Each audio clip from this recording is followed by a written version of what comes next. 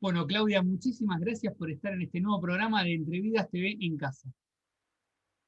Gracias a vos, Mauro, por la invitación. Un placer estar acá. No, el placer es Me mío, la verdad que encanta. tenía muchas ganas, hace tiempo, bueno, que ahí nos tenemos de contacto y que tenía muchas ganas de hablar con vos. Voy a estar hablando con Claudia Solans. Bueno, tiene dos novelas que me gustaron mucho, publicadas por Adriana Hidalgo, editora. Acá tengo Viaje al invierno, que es la última, y La visitante, que es la anterior. Y de paso quiero mandarle un beso grande a Natalia, que bueno, es la que trabaja con Adrián Hidalgo y me hizo llegar los ejemplares. Sí, Clau, gracias, Natalia Viñas, ¿no? sí, Un Natalia amor, Vínez, un amor. le mando un beso grande. Excelente el trabajo que hace. Claudia, antes de arrancar por esto, bueno, siempre me gusta preguntar cómo fueron bueno, los comienzos como lectora, ¿no? En tu caso, ¿por dónde arrancaste? Y yo arranqué como todo el mundo con la colección Robin Hood. Yo también. Eh, lo que pasa que arranqué de una manera muy linda, porque por una cuestión de mudanza, en algún momento estaba viviendo en la casa de un tío abuelo que había sido juez y qué sé yo, tenía un escritorio del otro lado de la casa, había que cruzar el patio, esto era en Mendoza, y tenía su escritorio con llave al que nadie accedía.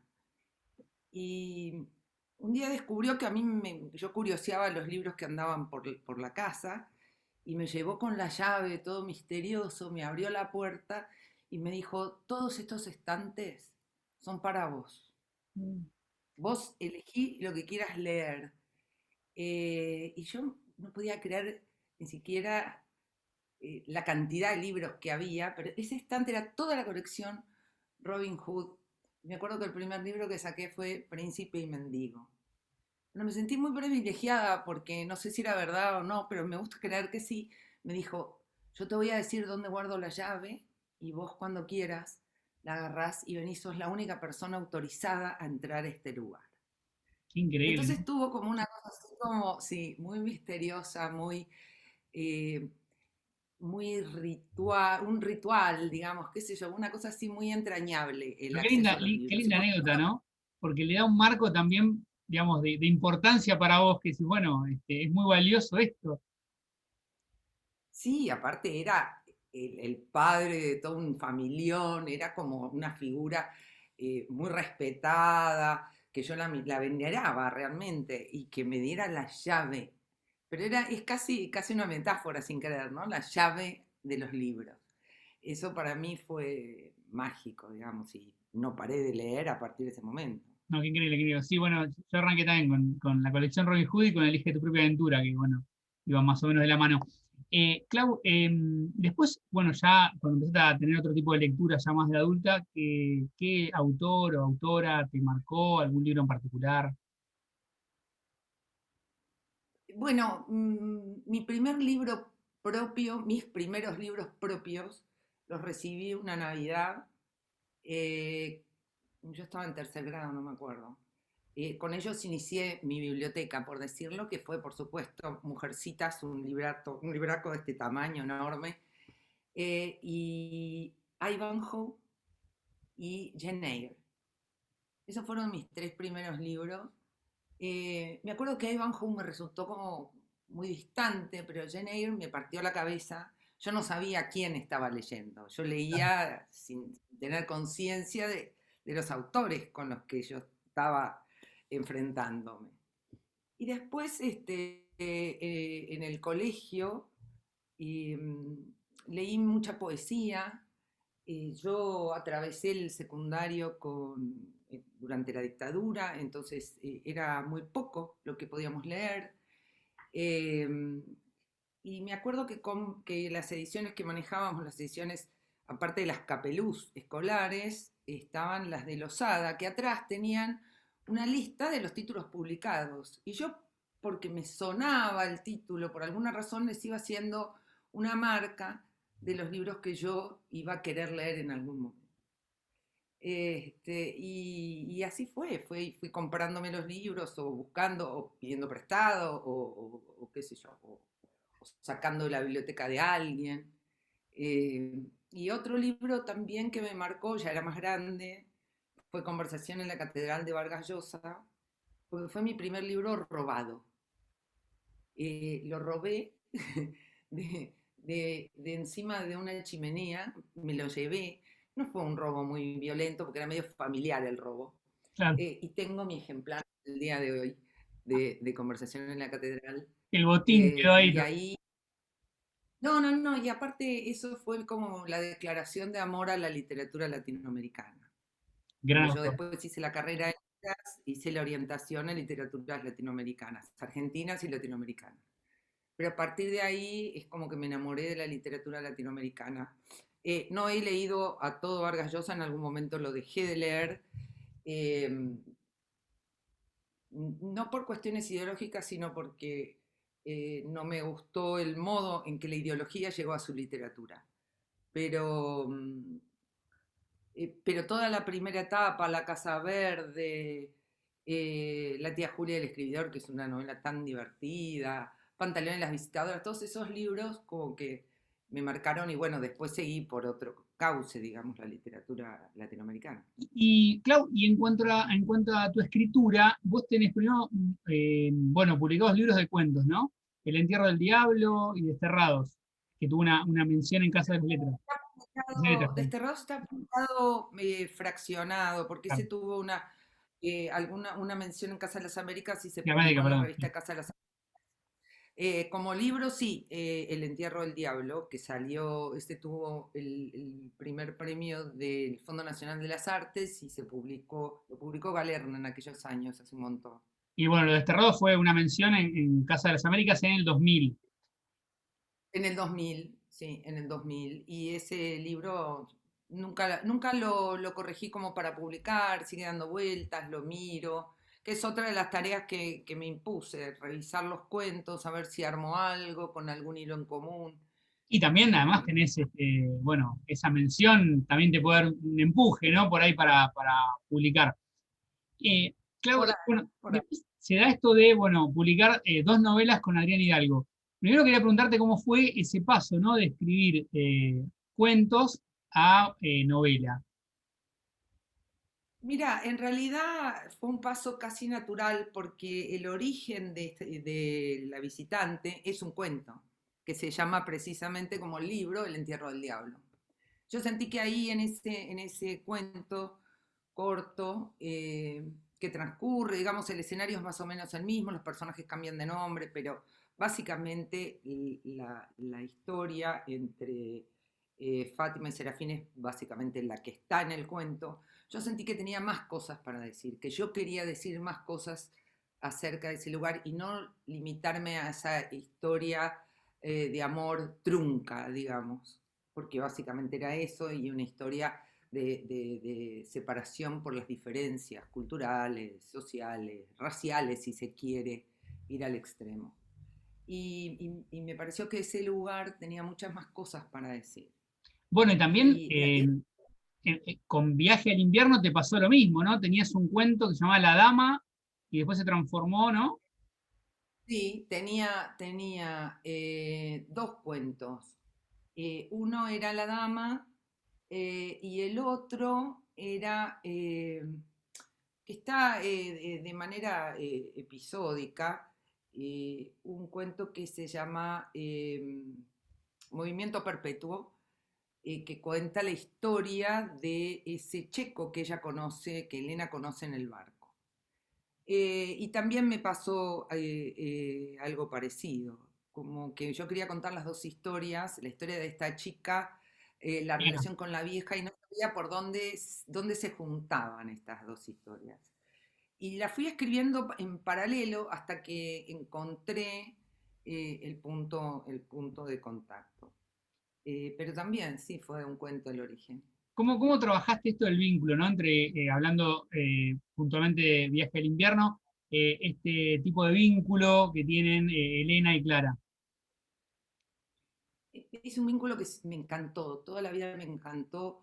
Debe tener algo que ver con mi propia infancia y con esa casa en la que yo accedía a los libros también.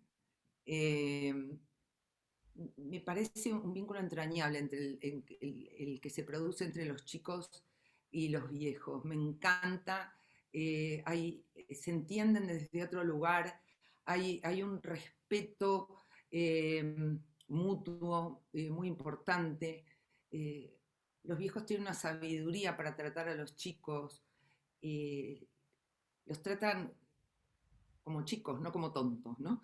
Claro. Y me gustaba esta complicidad desde ese lugar y poder armar ese vínculo desde el lugar de las carencias de estas dos mujeres, porque en definitiva son dos mujeres, en algún momento eso me parece que queda, o es lo que intenté, que quedara claro, que atravesaron dos historias de mucho dolor, de mucha pérdida, y que se encuentran en ese, a mitad de camino, por Y, decirlo de y dos alguna personas forma. muy, como muy solitarias también, ¿no? Sí, las dos muy solitarias. A mí Están algo que me rodeadas de parece, gente, a mí me pero son gustaron mucho los solitarias. dos libros, ¿no? Me gustaron mucho los dos libros, pero hablando puntualmente de Viaje al Invierno, lo que noté es, me pareció muy interesante, entre muchas cosas, ¿no? Del texto, pero esto de, bueno, tuvieron una vida muy complicada las dos, una escapándose del nazismo, Elena, y Clara de un padre bastante fuerte, digamos. Pero es, bueno, ¿qué hacen con eso, no? Digo, les pasó todo esto y cómo tratan bueno, primero de analizar un poco su pasado, pero también qué construyen con todo lo que vivieron. Sí, mi idea era eh, cómo llegan a un espacio de conciencia, de hacerse cargo, porque creo que ninguna de las dos en algún momento de la vida se quiere hacer cargo de el momento histórico que les tocó vivir y de cómo los hechos la atraviesan hasta físicamente, ¿no? Mi camino era este, ¿no? Un poco darse cuenta y qué hacer con esto. Bueno, en el caso de Elena, Elena hay cosas que Elena no cuenta, cuenta, que no habla, ¿no? perdón, no te escuché. Que en el caso, por ejemplo, de Elena hay cosas que no cuenta, ¿no? Habla por ahí el cabaret, pero no habla de todo lo que pasó en el campo donde estuvo, bueno, en la concentración, el campo de concentración, bueno, como No hay lo cosas que habla, en algún momento aparece todo esto en su recuerdo cuando ella se dispone a recordar. O dice, yo me tengo que hacer cargo de esas mujeres que murieron al lado mío, yo me tengo que hacer cargo, yo soy una sobreviviente, tengo que ser un testimonio de eso y no taparlo y no esconderlo, en fin. Y en el caso de Clara también, yo creo que Elena, al cederle ese baúl con todos sus papeles, con todos sus recuerdos, es su manera de dejar ese testimonio, claro. eh, la materialidad de ese testimonio y el gesto final, digamos, de Clara de sentarse a escribir esta historia, Sí, es muy interesante que, de bueno, hacerse Clara cargo. hereda, para el que no leyó todavía el libro, Clara hereda un departamento en Buenos Aires, donde se encuentra con parte de estas cosas, ¿no? Que le deja Elena. Eh, También está bueno, la aparición bueno, de un nazi que vivió en el país. ¿Cómo fue el proceso Sí. tuyo de investigación? Te imagino muy meticulosa, leyendo mucho, investigando mucho. Contá un poquito cómo fue eso. Mira, leo tanto que nunca me siento a escribir, eso es lo que me pasa. Claro. Me pongo a leer. Por supuesto que me pasó algo muy curioso con esta novela porque el cuento este que yo te referí del checo, que ella ve en el barco, en el cuento yo le había puesto de nombre Ricardo Clement, eh, sin tener la menor idea de que era el nombre de Eichmann en la Argentina.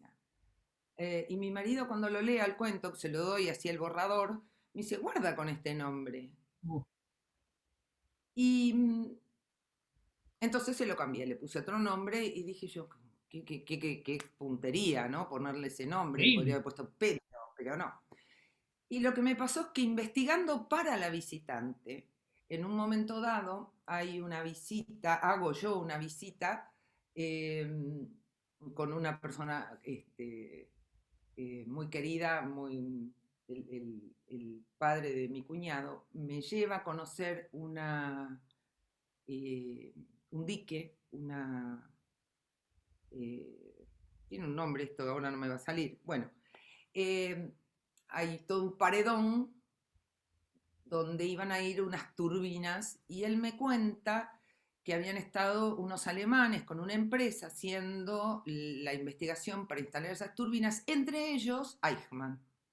Y a mí se me juntaron los dos cables. Por supuesto que me lancé de cabeza a un libro que estaba en mi casa, que era La casa de la calle Garibaldi, que es como la entrada natural para saber sobre la vida de Eichmann. Y después, bueno, seguí con otros libros, básicamente con un libro de una alemana que se llama Bettina Stacknet, que ella lo puede escribir, lo escribe y agranda, digamos, la historia de Eichmann, porque vos sabés que uno de los lugares así, de los núcleos de sentido acerca de Eichmann, es aquello que afirmó Hannah Arendt sobre la banalidad del mal. Ella afirma esto cuando ella asiste al juicio en Jerusalén, y ella dice, este tipo es tan banal, ¿no?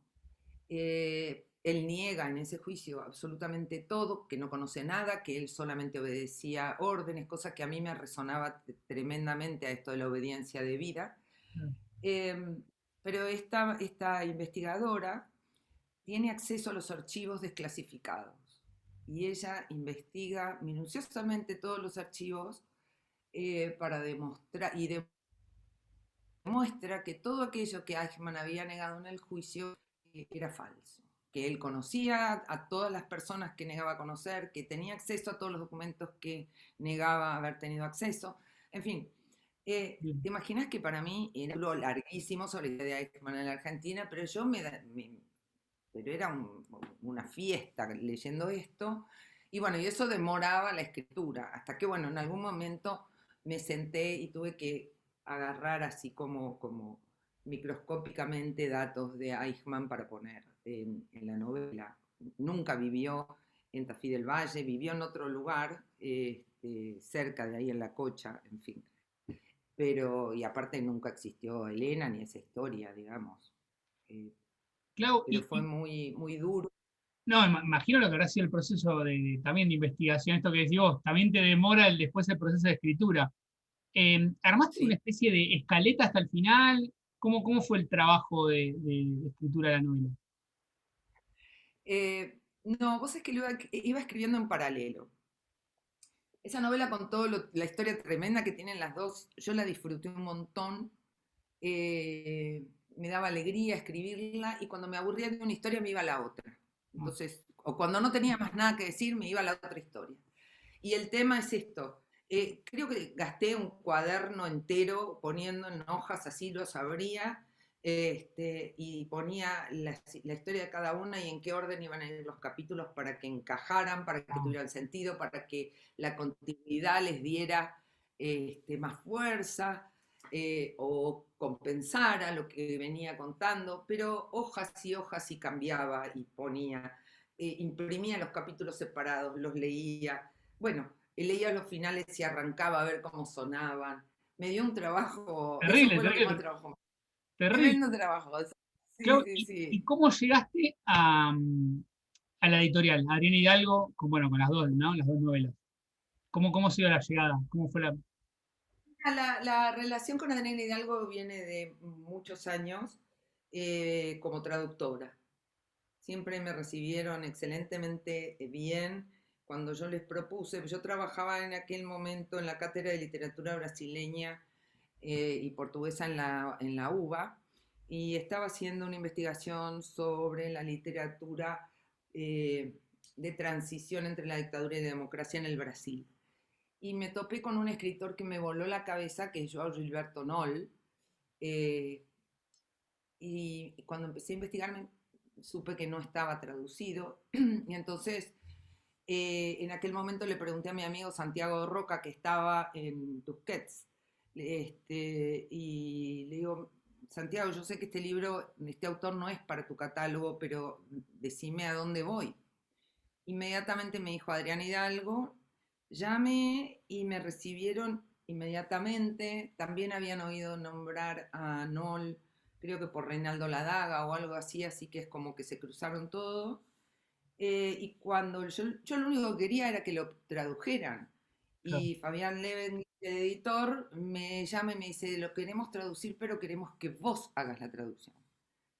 Ah, bueno, dije yo había traducido un par de cuentos para la cátedra, habíamos hecho una edición, una antología para Corregidor, en fin, pero nunca me había lanzado con esto a traducir.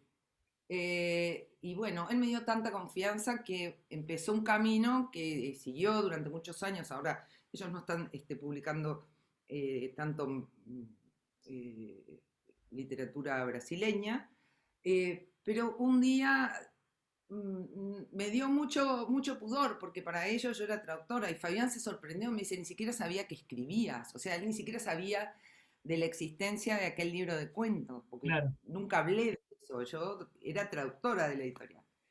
Y bueno, él la recibió la novela y le gustó y la publicó y después publicó esta otra, así que eh, es, la verdad que era mi casa, digamos, Nada la más, editorial. bueno, la calidad de los libros es brillante, ¿no? Claudia, ¿tenés? No, y el catálogo que tienen es alucinante. No, es alucinante. ¿Tenés algún libro ahí como para leer un fragmento, puede ser? ¿O te complico? ¿De cuál querés que te lea? Te Y busco. si No, tenés no, no tenía mano. ah, no, no tenés a mano. No, si no, si te lo tenés a mano es del último, si no, no te complico. Sí, pero te dejo. Dale, sí, sí, Lo no hay agarro problema. acá. Estoy hablando con Claudia Solans del libro Viaje al invierno, lo recomiendo mucho. También publicó anteriormente La visitante, ambas por ambas novelas por Adrián Hidalgo, editora, para valer un fragmento de uno de sus libros. Pueden encontrarlo en varias librerías. Bueno, Adrián Hidalgo distribuye en todo el país.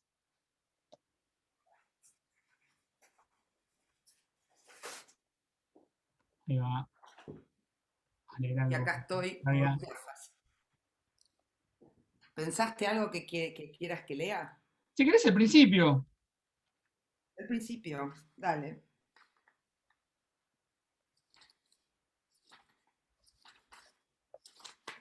¿Vos parame hasta dónde? ¿O el primer capítulo? a ver. No, un fragmento para que no Una, sea tan largo por ahí. ¿Vos dale. querés leer otra cosa, otra parte? No hay ningún problema, ¿eh? No, cualquiera. No, no había pensado en ninguno en particular. Vamos con el primer Me párrafo, sorprendiste. si querés, como para que la gente entre un poco en clima. Genial. Harta de esperar que el tránsito avance, se baja del colectivo. Ahora va a tener que caminar como 5 cuadras hasta la avenida Córdoba, pero no le importa.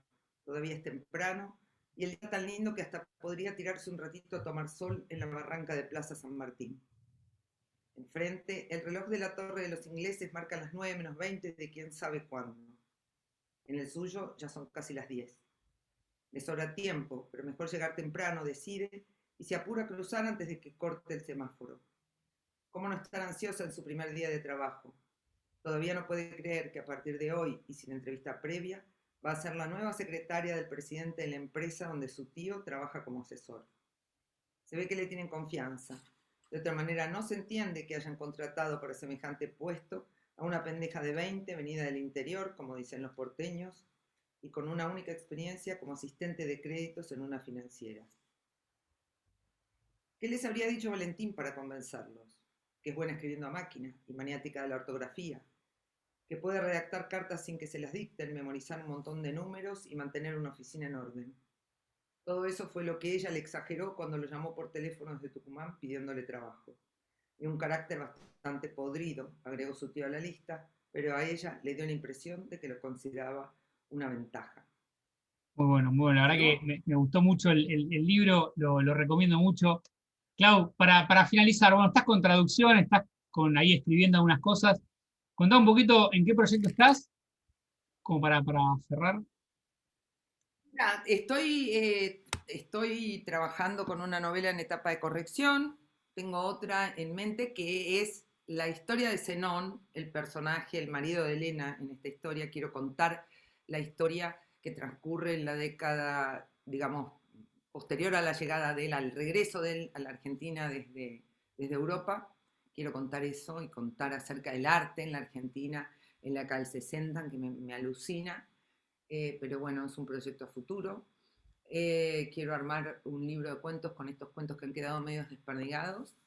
Y mientras tanto ocupo mi vida entera, te digo, con la literatura, con las literaturas africanas que doy en los talleres, que estamos todas, ellas y mis alumnas y yo, absolutamente fascinadas con los descubrimientos de No, los escritores. es increíble. Yo el otro día entrevisté a la directora de Empatía y es brillante lo que están haciendo. La obra que está haciendo con esa editorial es valiosísima porque está sacando, aparte de escritores canónicos, que debe ser muy difícil conseguirlos porque los deben tener editoriales muy grandes, escritores contemporáneos, prácticamente desconocidos para nosotros. Y bueno, nada, la verdad que la repercusión que tuve con mis alumnas es fascinante porque, bueno, el título que yo le puse al taller es Pensar el África. Está sucediendo, estamos repensando y planteando y viendo las similitudes que hay entre la literatura y las realidades africanas y las nuestras como americanos, ¿no? Está bueno esto de las voces que están llegando, ¿no? De autores africanos, que vienen directamente de ellos, ¿no? De países colonizadores, que por ahí no era lo que por ahí uno está más a mano. Absolutamente, precisamente el otro día les di para leer El corazón de las tinieblas para que vieran cómo nos había llegado a nosotros la Claro. mirada sobre África y cuál es la que estamos teniendo a partir de la lectura directa de escritores tan contemporáneos como, no sé, José Eduardo Agualusa o como Mia Couto, eh, escritores o Chimamanda, por ejemplo. Y bueno, después ahora estamos yendo un poco más atrás, metiéndonos en distintos países, en fin. Porque creo que África es como un gran misterio. Uno dice África, inmediatamente te dicen Gordimer o Coetzee, ¿no? Claro, Coete es Eso como que es, el lugar común es Coete. claro, eso es Sudáfrica. Y el resto de los países, ¿no? Pensar en África como un continente con 54 países resulta como muy difícil. Se piensa África, te dicen Inglaterra, Perú y África, ¿no? Y vos decís, no, no. Como dice Kapuscinski, ¿no? El periodista que tiene un libro maravilloso, libros maravillosos sobre África, dice, el África no existe. ¿No? Así que bueno, mi vida está un poco ocupada con eso, absolutamente fascinada, y viste que uno siempre tiene mucha más vocación de leer que de escribir. Al menos a mí me pasa eso. Yo siempre tengo ganas de leer, no siempre tengo la voluntad de sentarme a escribir. Bueno, pero ojalá Pero bueno, que salga un nuevo libro, porque la verdad que, bueno, es muy lindo cómo escribís, Claudia. Estuve hablando con Claudia gracias. Solans. Para mí fue un placer hablar con vos, Clau. Y bueno, seguimos en Igualmente, contacto. muchísimas gracias, Mauro. Un gustazo, la Un verdad. gusto, muchísimas gracias. Chau, chau. Chao.